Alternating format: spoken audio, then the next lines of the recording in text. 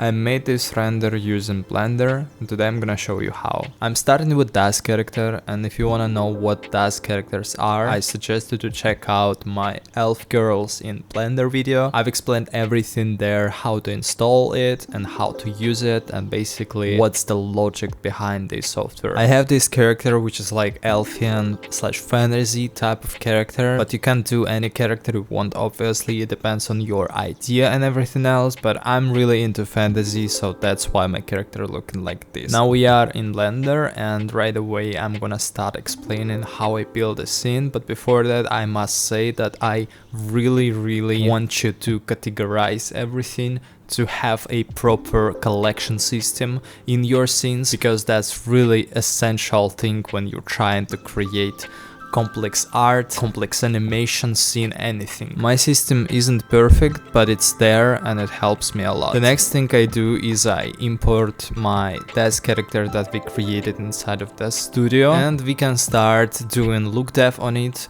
which basically means that we can start applying textures on it, doing some lights and seeing how everything looking together. I also have collections for all of the body parts, such as brows, such as eyes, hairs and the rest. It also helps me, and this is the basic scene. All we have is the character itself, the HDRI here, and I'm using the HDRI from HDRI Heaven. It really works fine for me, so I don't have any like paid HDRIs. I just use this one, which are free, and suggest you to do so too. Anyways, this is the HDRI in our scene, and I'm using the strength of 0.1 because I'm also gonna be layering lights on top of this HDRI, so I don't need it to be that bright. But for the purpose of seeing how everything works at the moment, we can increase it to something like 0.25 or something like that, and yeah, it kind of shows the textures a bit better on our character. Now let's start actually talking about the skin texture, the skin material, the glitter thing going on here and how I made it. And little spoiler, this glitter shader you can buy online. It's only $2. You just can Google it and get it yourself. But I'm gonna show you how I implemented it into my skin shader and how I control it using custom texture that I created in Substance Painter. So basically this is the skin material for the face, and all I have here is one base color texture that is split into two nodes. And the first node is hue saturation. I'm basically doing some color correction here, as you can see, nothing too crazy, and then it's connected to the base color. But the other hue saturation is crazy. It does something like that because I'm actually connecting it into a radius of my random walk subsurface, which is basically means that I'm creating these blood vessels, blood colors underneath the skin, which creates really realistic skin. And obviously my parameters aren't perfect here. I suggest you to try it yourself and see what works for you, but I'm using scale of 0.014, the IR of 1.4, and the rest I don't really touch. And we have a bump texture connected into the normal here. And I also have a displacement, but it doesn't really do anything. The details, the skin details are coming from this bump texture here. And then I'm also connecting this principal BSDF into mix shader, and the second input I'm using for the glitter shader I talked before. And as you can see, once you append it into your scene, it looks like a small node like that. And then you connect it into two sockets of this mix shader, and the rest, which is factor, is the thing that controls where you will see the glitter and when you will see the skin itself. To see how I made that, let's take a look at my Substance Painter scene. And this is what we have in Substance Painter. All I'm using is basically a base color. I didn't create any like custom map export because I knew that I'm not gonna be doing any makeup in Substance Painter. I just need to create this mask, which is black and white mask, and it doesn't really matter where you place black and where you place white, because you always can invert it inside of Blender. Now I'm in camera view. As you can see, we already have some composition going, but before anything, let's talk about lights and how I set it up the lights for this scene, because everything else is gonna be just detailing and the foundation of a good looking scene, I think, is the right textures and the right lighting. So let's change the HDRI back to 0.1 because we don't need it to be 0.2 because we are gonna be layering the lights on top of it, as I've said. And so let me create another 3D viewport here. This is how I usually work. And inside of this 3D viewport, let's first of all talk about these insert lights. And these are basically the gobo lights that I got from one gobo pack, which is basically a add-on for Blender that you can get on Blender Market. And these two gobos are creating some details. It's just here to create some subtle light variations.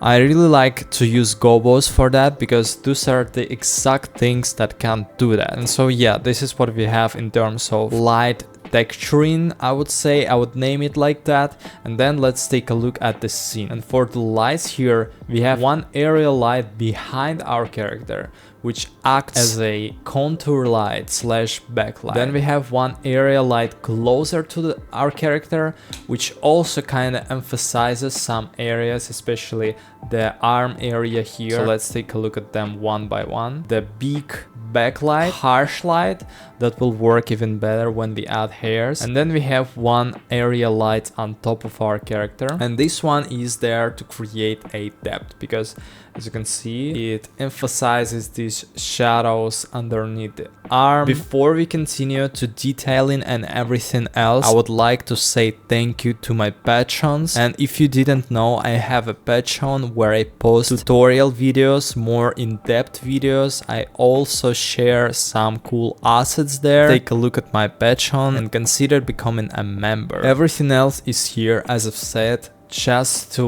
layer things on top, just to create the composition and idea in general. I have this background folder, so let's activate it and see what it does. So yeah, I have a plane which acts as a studio plane on the background. Basically, yeah, background. There's not much I can say about that one. The only thing that I would say that is important is that it is white. It kind of also acts as a reflector, so the closer you place it to your character, the harsher can be some of the light. So you really have to be careful if you're using white backgrounds like that. These three things are something I sculpted in ZBrush, and then I applied this simple shader setup to them. Basically, it's just mixed shader with light path connected to factor, principal BSDF connected to first shader, and transparent BSDF connected to the second shader. It creates this really nicely looking glass material. So if you wanted to this glass, which looks honestly super cool, just do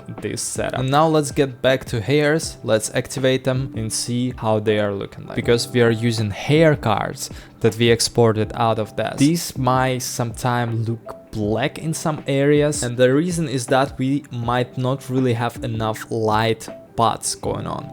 So if you go to this render tab here, if you go down and see this light paths tab, if you open it, you can increase the transparent number here. And if you increase it all the way up to, let's say, 200, it's gonna take a long time to render, but at the same time, it's gonna create a really beautiful transparent, like glossy, glassy hairs that I really like. So the downside of the high transparent number is that the scene will take forever to load. But for the static images like this, if you're just gonna press render and wait for a bit, it's gonna create a really beautiful image for you. And the only thing that is left is these small spheres that I manually place it onto this eye here. And these ones are sharing the same material but with different color as the material that we used for these foreground elements. And again, it's just my idea, it's just, you know, the thing that I've created in my mind and then created in Blender afterwards. And this is how I made this artwork. Obviously, I did quite a few adjustments in Photoshop. I added some curves and so on, and at the end I achieved this result you see on your screen right now once again. All my social links are in this video description, as well as Patreon and Instagram. Stay tuned for the next videos. Thank you so much for watching, and bye bye.